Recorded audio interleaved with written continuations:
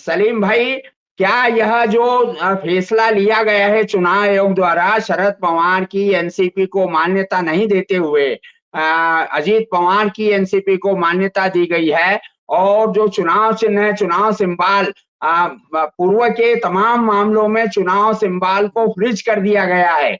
जिस तरह से जनता दल का हुआ, जनता पार्टी का हुआ, अन्य दलों के विभाजन हुए और उसमें चुनाव सिंबल को फ्रीज कर दिया गया, लेकिन पक्षपात पूर्ण निर्णय इसी से लगता है कि अजीत पवार को वह सिंबल, घड़ी सिंबल एनसीपी का दे दिया गया है, और इसको लेकर शरद पवार सुप्रीम कोर्ट गए हैं। तो आप क्या मानते हैं कि क्या यह चुनाव आयोग का दुरुपयोग माना जाना चाहिए?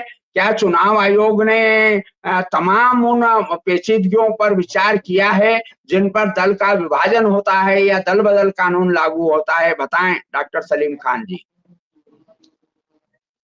देखिए मंत्री जी, ये चूंकि महाराष्ट्र का मामला है जी, तो मैं तो ये कहूंगा कि ये जो है वो चुनाव आयोग का महादुरुपयोग है।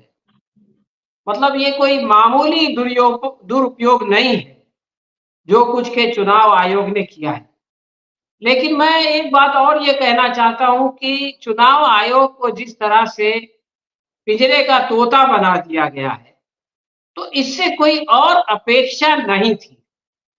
आपने अगर वो 140 जो पेज का जो चुनाव आयोग का निर्णय है, उन्होंने इतना लंबा लिखा कि कोई उसको पढ़ ही नहीं सके। लेकिन उसकी जो अहम बातें हैं उसको आप देखें तो आपको पता चलेगा कि उसने सारा इल्जाम शरद पवार पर डाल दिया कि भाई उन्होंने पेपर सही नहीं पेश किए, उसके अंदर कॉन्ट्राडिक्शन है, उसकी क्रोनोलॉजी जो है वो समझ में नहीं आती है।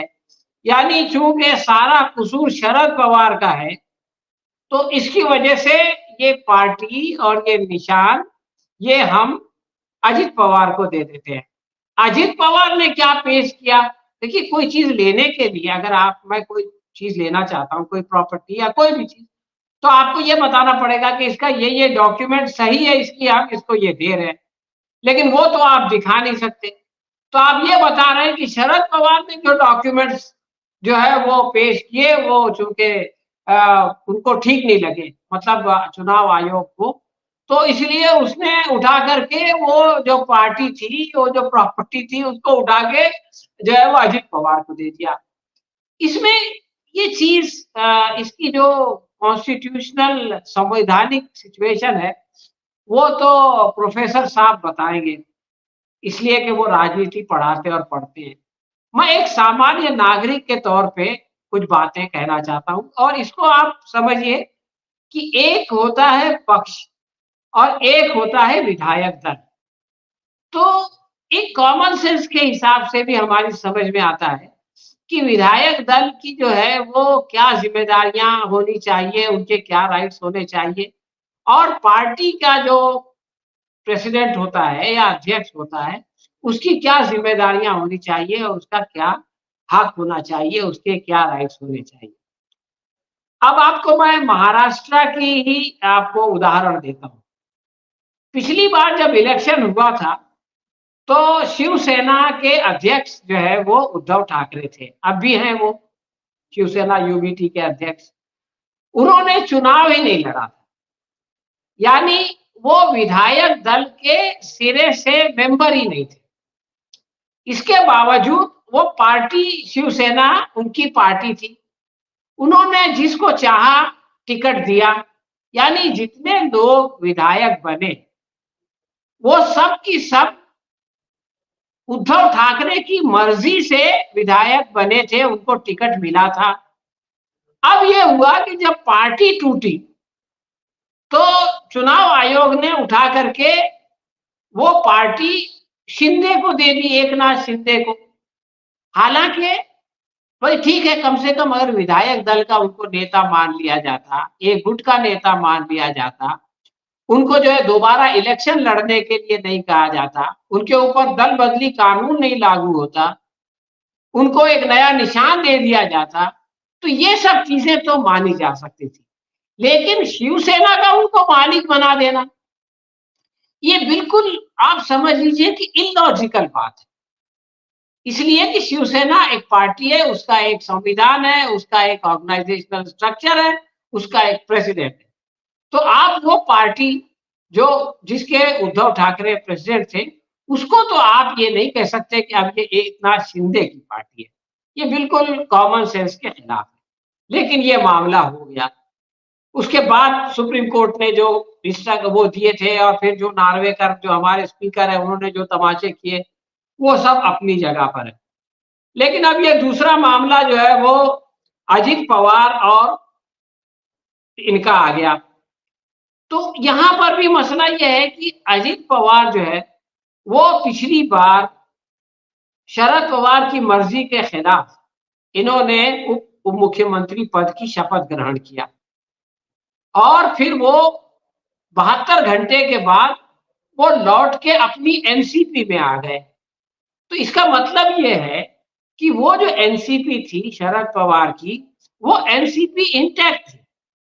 उसके अंदर से अजित पवार निकल के गए और बीजेपी की वॉशिंग मशीन में उन्होंने 3-4 डुबकियां लगाई, अपने खिलाफ जो भ्रष्टाचार के मुकदमात थे उनको रुकवाया और वापस अपनी पार्टी में आ गए, यानी एनसीपी में आ गए। आपको याद होगा उस वक्त जो है कुछ पत्रकारों ने सवाल किया था, यानी शरद पवार ने जिनको विधायक दल का जो है वो अध्यक्ष बनाया था, उनसे कुछ लोगों ने सवाल किया कि क्या आप अजित पवार को दोबारा अपनी पार्टी में लेंगे? तो उन्होंने कहा कि भाई वो तो हमारी पार्टी से गए ही नहीं थे, वो हमारी पार्टी में थे।